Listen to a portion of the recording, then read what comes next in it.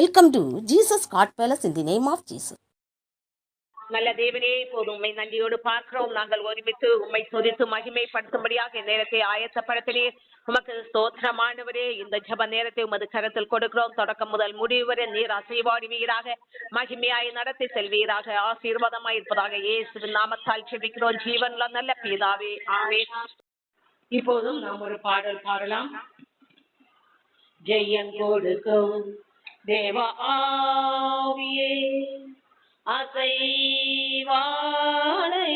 வேளையில் ஜெயம் கொடுக்க தேவ ஆவியே, அசைவாடையும் வேளையில் தூய ஆவியே, துதியுமகே ஆவி மழையால் அபிஷேகியம், தூய ஆவியே துதியுமகே ஆவி மழையால் அபிஷேகியம், ஞானத்தால் நிரப்பி நித்தம் நடத்திடுவே, துணையாளரே துணை நின்றிடுவே, ஞானத்தால் நிரப்பி நித்தம் நடத்திடுவே, துணையாளரே துணை நின்றிடுவே, தேவசாயலா என்னை மாற்றிடுமே, ஆசீர்வாத மழை பொழிந்திடுமே, தேவசாயலா என்னை மாற்றிடுமே, ஆசீர்வாத மழை பொழிந்திடுமே, ஜெயம் கொடுக்க தேவாவியே, அசைவார வேளையில் கலிகூர்ந்து மகிழ கர்த்தராவியே, வல்லமையால் எங்கள் கிரியை செய்திடுவே, கலிகூர்ந்து மகிழ கர்த்தராவியே, வல்லமையால் எங்கள் கிரியை செய்திடுமே, கட்டுகள் தடைகள் உடையவே, கண்ணீர் கவலைகள் நீங்க வாருமே, கட்டுகள் தடைகள் உடையவே, கண்ணீர் கவலைகள் நீங்க வாருமே, ஜெயம் கொடுக்க தேவ ஆவியே, அசைவாடையும் வேளையில் தூய ஆவியே,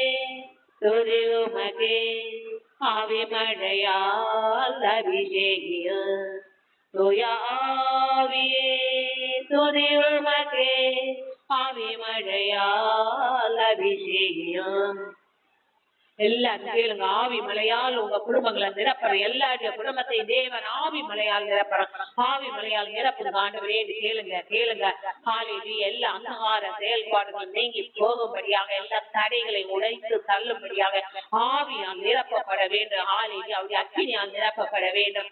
தூய ஆவியே துதியுமகே ஆவி மழையால் அபிஷேகியம், தூய ஆவியே துதியுமகே ஆவி மழையால் அபிஷேகியம், கலிகூர்ந்து மகிழ கர்த்தராவியே, வல்லமையாய் எங்கள் கிரியை செய்திடுவே, கலிகூர்ந்து மகிழ கர்த்தராவியே, வல்லமையாய் எங்கள் கிரியை செய்திடுவே, கட்டுகள் தடைகள் உடையவே, கண்ணீர் கவலைகள் நீங்க வாருவே, கட்டுகள் தடைகள் உடையவே, கண்ணீர் கவலைகள் நீங்க வாருமே, கட்டுகள் தடைகள் உடையவே, கண்ணீர் கவலைகள் நீங்க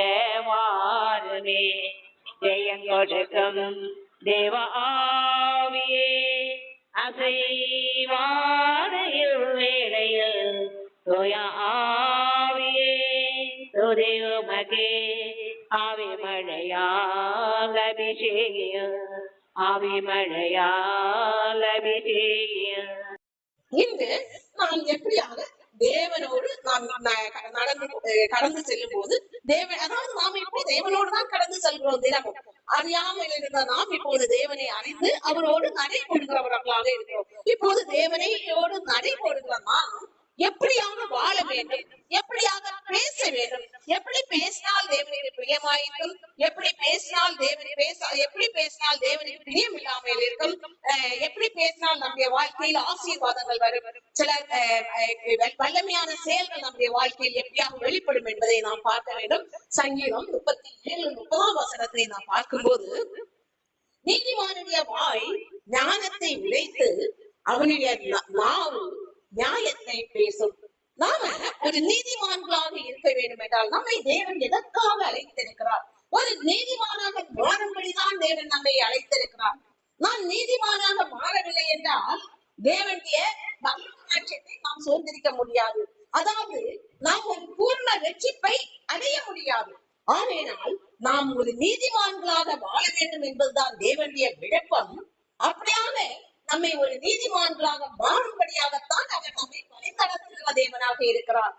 ஆகவே நீதிமானுடைய வாய் எப்படியாக இருக்குமாம்? ஞானத்தை உரைத்து அவனுடைய நாவு நியாயத்தை பேசும். அவர்கள் ஞானமாகவும் நடந்து கொள்வார்கள். ஞானமாய் நடந்து கொள்கிற நீதிமான்கள் ஞானமாய் பேசுவார்கள். அப்படியாக அவர்களுடைய நாவு நியாயத்தை பேசுமாம். எப்போதும் அவர்களுடைய வாயின் வார்த்தைகள் நியாயமாக இருக்குமாம், நீதி உடையதாக இருக்குமாம். அப்படிப்பட்டவர்களை தான் தேவன் நீதிமான்கள் என்று சொல்வார். ஆகவே நீதிமான்கள் அதை எப்படி அவர்கள் ஒரு நீதிமான்களாக மாறினார்கள் என்றால், அவர்கள் தேவனுடைய நியாயத்தையும் நீதியையும் கடைபிடித்து வாழ்ந்தவர்கள் ஆகையால் அவர்கள் நீதிமான்கள் என்று சொல்லப்பட்டார்கள். ஆகவே நாம் ஒரு நீதிமான்களாக வாழ்வதற்கு நம்மை எப்போதுமே ஆயத்தப்படுத்திக் கொள்ள வேண்டும். நம்மை விட்டு கொடுக்க வேண்டும். நம்முடைய சுபாவங்கள் சிலவை நம்மை நீதிமான்களாக மாற்றுவதற்கு தடையாக இருக்கும். ஆகையினால் அந்த சுபாவங்களை நாம் மாற்றுவதற்காக நம்மை தேவனுக்கு விட்டு கொடுக்க வேண்டும். நாம் விட்டு கொடுத்தால் மட்டுமே நாம் ஒரு நீதிமான்களாக மாற முடியும். சில நேரங்களில் சிலருடைய இருதயங்கள் கடினப்பட்டிருக்கும். நாம ஜெபித்துக் கொண்டே இருப்போம், ஆனால் தேவனை துதித்துக் கொண்டே இருப்போம். ஆனால் நமக்குள் ஒரு இறுக்கம் இருக்கும். அந்த இறுக்கம் இருக்கும் என்றால் நாம் ஒரு நீதிமானாக மாற முடியாது. ஆகையினால் நம்முடைய இருதயம் தேவன் அசைவாடுகிற ஒரு இடமாக மாற வேண்டும். அங்கே தேவன் ஃப்ரீயாக அசைவாட வேண்டும். நம்முடைய இதயம் இறுக்கமாக இருந்தால் அங்கே தேவன் அசைவாட மாட்டார். ஒரு நமக்கே தெரியும், ஒரு இறுக்கமான இடத்தில் நாம சில இடங்களில் நெருக்கமான இடத்தில் இருக்கும் போது நம்மால் அங்கே நிற்க முடியாது. நாமவே நினைத்து பார்ப்போம். ஒரு நெருக்கமாக இருக்கும், கூட்ட நெரிசலாக இருக்கும். அந்த நெருக்கமான இடத்தில் இல்லை என்றால் ஒரு வீட்டுக்குள் நாம் ஒரு நெருக்கமான இடத்தில் இருக்கிறோம். அப்படியானால் அங்கே நம்மால் கொஞ்ச நேரம் தான் இருக்க முடியும். அதற்கு மேலாக நம்மால் அங்கே நிற்கவே முடியாது. அப்படி இருக்கும் போது நம்முடைய இருதயம் இறுக்கமாக இருந்தால் தேவன் எப்படியாக இருப்பார் என்று சற்று நாம் சிந்தித்து பார்ப்போமாக. ஆகையினால் நாம் நம்முடைய இதயம் இறுக்கமாக இருக்கக்கூடாது. நம்முடைய இதயம் ஃப்ரீயாக இருக்க வேண்டும். அதற்காக நம்முடைய வாழ்வின் வழிகள் எப்படியாக இருக்க வேண்டும்? நீதியாகவும் நியாயமாகவும் இருக்க வேண்டும். அப்படி இருந்தால் மட்டுமே தேவன் நம்முடைய இருதயத்துக்குள் அசைவாடிக்கொண்டே இருப்பார். அவர் நம்மை ஒரு நீதிமான்களாக மாற்றும்படி நம்முடைய இதயத்தில் அவருக்கு இடம் கொடுக்க வேண்டும். அடுத்ததாக சங்கீதம் 39:4 நாம் பார்க்கும்போது, கர்த்தாவே, நான் எவ்வளவாய் நிலையற்றவன் என்று உணரும்படி என் முடிவையும் என் நாட்களின் அளவு இவ்வளவு என்பதையும் எனக்கு தெரியும். நம்முடைய வாழ்க்கை நாம இறுக்கமாக இருக்கிறோம் என்று வைத்துக் கொள்வோம். நம்முடைய வாழ்க்கை நம்முடைய கையில் இல்லை. இன்னைக்கு இருப்பவர்கள் நாளைக்கு இருப்பார்களா என்று உறுதி சொல்ல முடியாத ஒரு வாழ்க்கை. இப்போது இருக்கிறவர்கள் ஒரு மினிட்டில் வரைந்து இருப்பார்களா என்று உறுதி சொல்ல முடியாத ஒரு வாழ்க்கையை நாம் வாழ்ந்து கொண்டிருக்கிறோம். அப்படி இருக்கும்போது நம்முடைய இருதயம் எதற்காக இறுக்கமாக இருக்க வேண்டும்? அந்த இதயத்தின் இறுக்கங்களை எல்லாம் நீக்கி போட வேண்டும். அந்த இதயத்தின் இறுக்கங்கள், நம்முடைய வாழ்க்கையில் நிறைய இறுக்கங்கள் இருந்திருக்கலாம். பல பிரச்சனைகளினால் சில இறுக்கங்கள் நம்முடைய இருதயங்களில் வந்து அமர்ந்திருக்கலாம். அவற்றையெல்லாம் தூக்கி வீசிவிட்டு நாம் எப்படியாக இருக்க வேண்டும்? தேவனுக்கு நம்முடைய இருதயத்தை நாம் கொடுக்க வேண்டும். என்னோடு பழங்குற ஒரு சிலர், என்னோடு நெருங்கி பழங்குறவர்களுக்கு தெரியும் என்னை குறித்து. அவர்கள் என்னிலிருந்து கண்டது என்னவென்றால், என்னை தூர இருந்து பார்க்கிறவர்களுக்கு என்னை குறித்து தெரியாது. என்னோடு நெருங்கி பழகிறவர்களுக்கு என்னை குறித்து சில காரியங்கள் தெரிந்து விடுவார்கள்.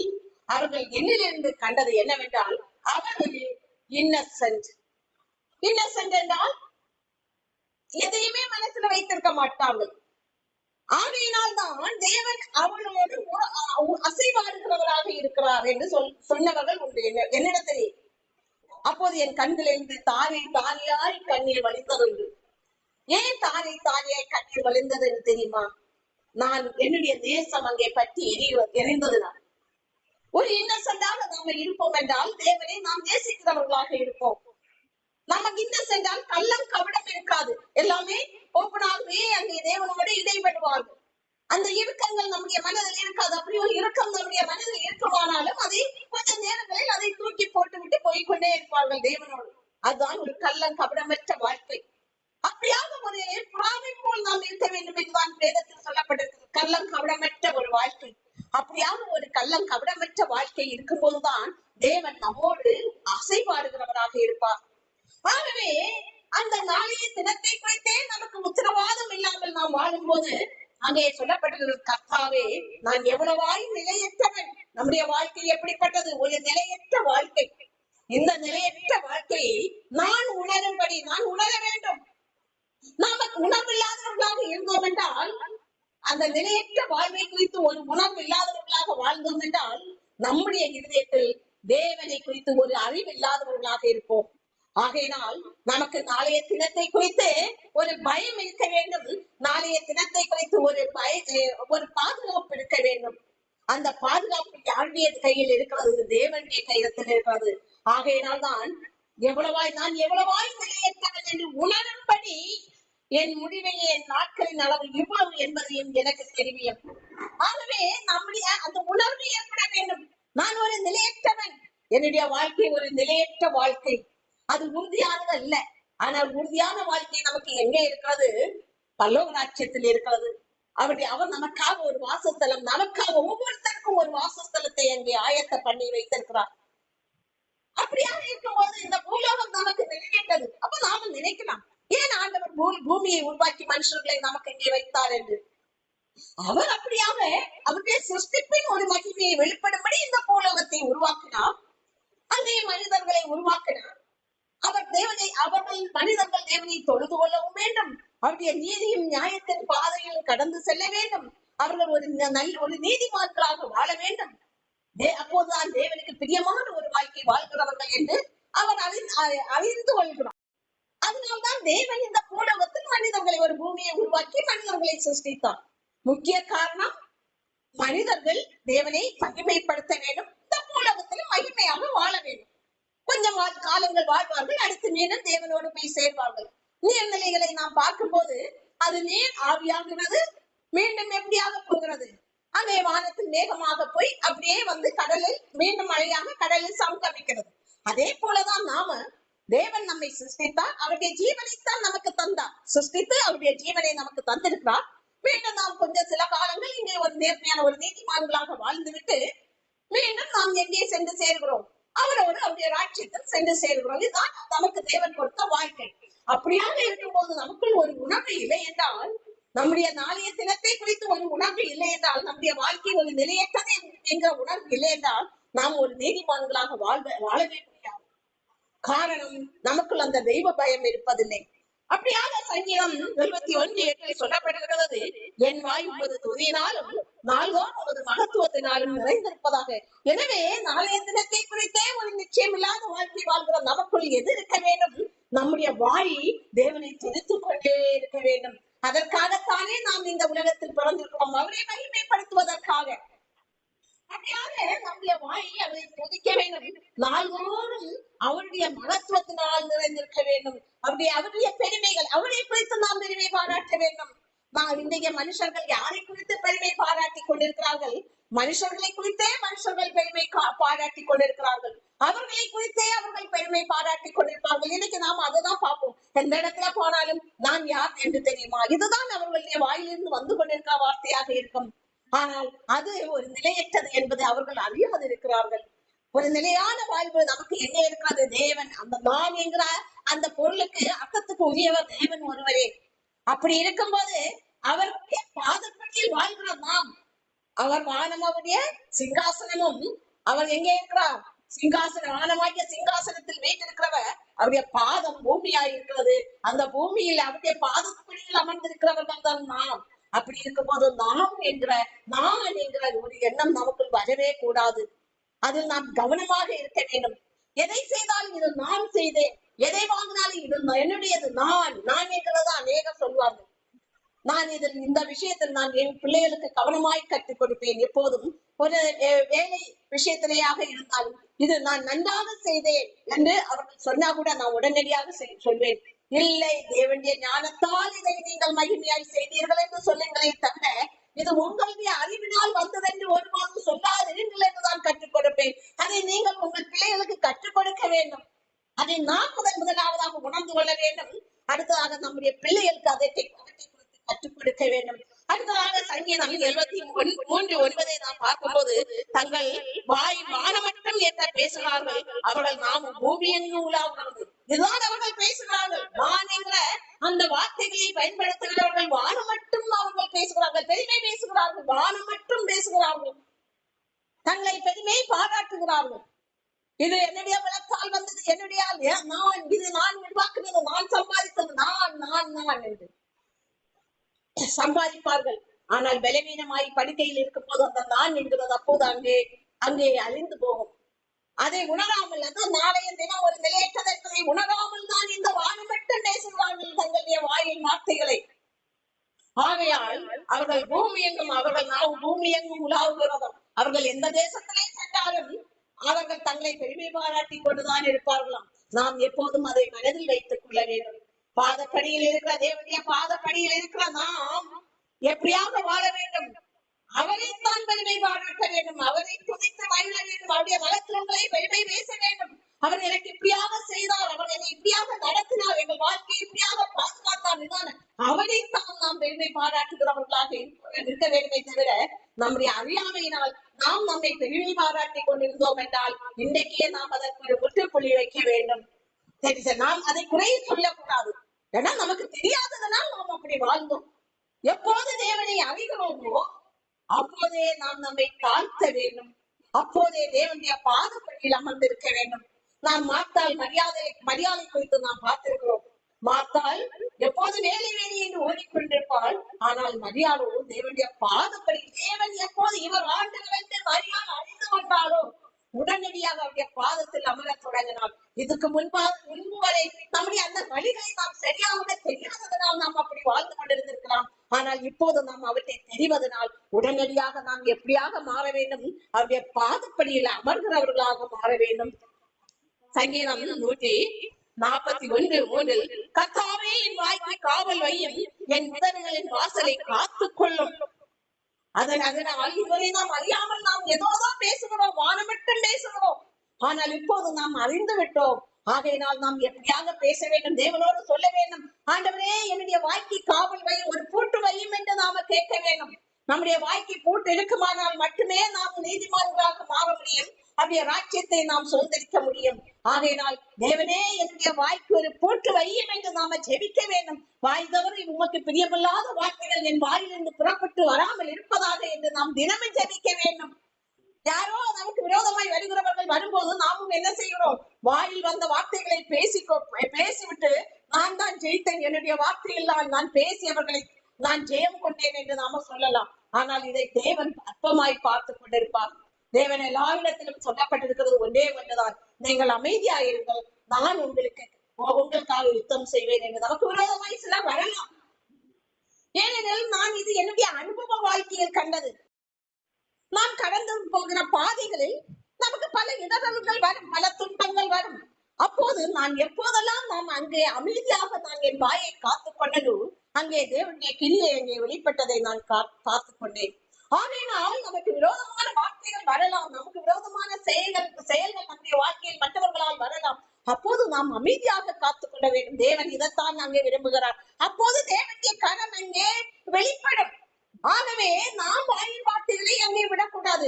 நான் அவர்களை வாயின் வார்த்தையால் அடக்கி விட்டேன் என்று நாம் சொல்லக்கூடாது. நாம் தெரியாமல் சொல்லியிருக்கலாம். ஆனால் நாம் தெரிந்ததுக்கு அப்புறம் இது தேவனுக்கு பிரியமில்லாதவைகள் என்று எப்போது தெரிந்து கொள்கிறோமோ அப்போது நாம் உணர்வுள்ளவர்களாக மாற வேண்டும். நாம் உணர்வுள்ளவர்களாக மாறினால் மட்டுமே நம்மை நாமே மாற்றிக்கொள்ள முடியும். இல்லை என்றால் நம்மை நாமே ஒரு காலம் மாற்றவும் முடியாது. நம்முடைய இருதயம் உள்ளதாக இருக்கும். நம்முடைய இருதயம் இறுக்கம் உள்ளதாக இருக்குமானால் ஒருபோதும் நாம் தேவனோடு கிட்டே சேர முடியாது. ஆகவே நாம் எப்படியாக மாற வேண்டும்? இப்போது நாம் தேவனுக்கு எது பிடிக்கும், எப்படி பேசினால் பிடிக்கும், எப்படி பேசினால் பிடிக்காது என்று நாம் அறிந்ததனால் அதிலிருந்து நம்மை காத்துக் கொள்வதற்காக, தேவனுக்கு பிரியமாய் நாம் நடப்பதற்காக நம்முடைய வாயின் வார்த்தைக்கு, நம்முடைய வாய்க்கு ஒரு பூட்டு போடுகிறவர்களாக மாற வேண்டும். அப்படியாகத்தான் சங்கீதம் 141:3 சொல்லப்பட்டிருக்கிறது. கர்த்தாவே என் வாய்க்கு காவல் வையும், என் உதடுகளின் வாசலை காத்துக் கொள்ளும். நம்முடைய வாசல் எது? வாய்க்கு வாசல் உதடு. அங்கே காத்துக் கொள்ள வேண்டும். அதை எப்படியாக காத்து கொள்ள வேண்டும்? வாய் தவறி ஒரு வார்த்தை கூட இந்த உதடு திறக்க கூடாது சொல்வதற்காக. நாம் பேசுவதற்கு யோசித்து பேச வேண்டும், நிதானிக்க வேண்டுமா? நாம் எல்லா காரியத்திலும் ஜெபிக்கிறவர்களுக்கு முந்திக் கொள்ள வேண்டும். ஜெபத்தில் நாம் ஜெப வீரர்களாக எழும்ப வேண்டும். ஆனால் பேசும்போது ஞானமாய் பேசுவதற்கு நாம் நிதானித்து பேச நாம் கற்றுக்கொள்ள வேண்டும். அவசரப்பட்டு நாம் பேசக்கூடாது. எந்த விஷயத்திலும் நாம் அவசரப்பட்டு வார்த்தைகளை விடும்போது அது பெரிய பிரச்சனைகளை நமக்கு கொண்டு வருகிறதாக இருக்கிறது. ஆகையினால் மத்தேயு 15:11 நாம் பார்க்கும் போது, வாய்க்குள்ளே போகிறது மனுஷனை தீட்டுப்படுத்தாது, வாயிலிருந்து புறப்படுகிறதே மனுஷனை தீட்டுப்படுத்தும் என்றார். இது நம்முடைய கர்த்தராகிய இயேசு கிறிஸ்து அந்த ஜனங்களுக்கு போதிக்கும் போது சொன்ன வார்த்தை. நம்ம வாய்க்குள்ளே போகிறது, நாம் சாப்பிடுகிற சாப்பாடு, நாம் வாய்க்குள்ளே சாப்பிடுகிற சாப்பாடுகள் நம்மை ஒருபோதும் நம்முடைய வாழ்க்கை மனுஷனை தீட்டுப்படுத்தாதாம். ஆனால் நம்முடைய வாயிலிருந்து புறப்படுகிற வார்த்தைகள் சரியில்லை என்றால் மனுஷனை தீட்டுப்படுத்துமா? ஆகையினால் நம்முடைய வாயிலிருந்து வருகிற வார்த்தைகள் மற்றவர்களை தீட்டுப்படுத்தாதவாறு நம்மை காத்துக் கொள்ள வேண்டும். அதற்காகத்தான் இங்கே சொல்லப்பட்டிருக்கிறது, என் வாயை காத்துக்கொள், காவல் வையும், என் வாய்க்கு காவல் வையும். கர்த்தாவே என் வாய்க்கு காவல் வையும், என் உதடுகளின் வாசலை காத்துக்கொள்ளும். நமக்கு அப்படியாக காத்துக்கொள்ள முடியவில்லையா? நம்முடைய வாய்க்கு போட்டு போட முடியவில்லையா?